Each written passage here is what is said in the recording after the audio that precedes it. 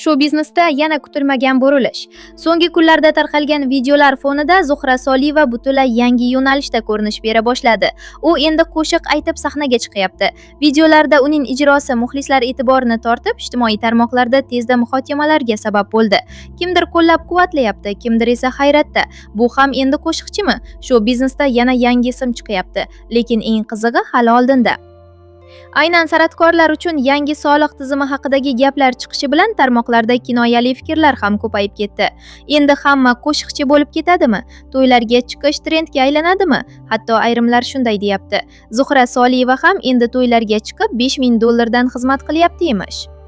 Bu gaplar qanchalik rost yoki hazil aniq emas, lekin bitta narsa aniq, shou biznesda yangi o'zgarishlar boshlanib ketdi. Bugun kontent qilgan inson ertaga sahnada, kecha sahnada bo'lmaganlar bugun mikrofonda. Siz nima deb o'ylaysiz? Bu oddiy trendmi yoki yangi bosqich boshlanyaptimi? Fikringizni izohlarda yozib qoldiring.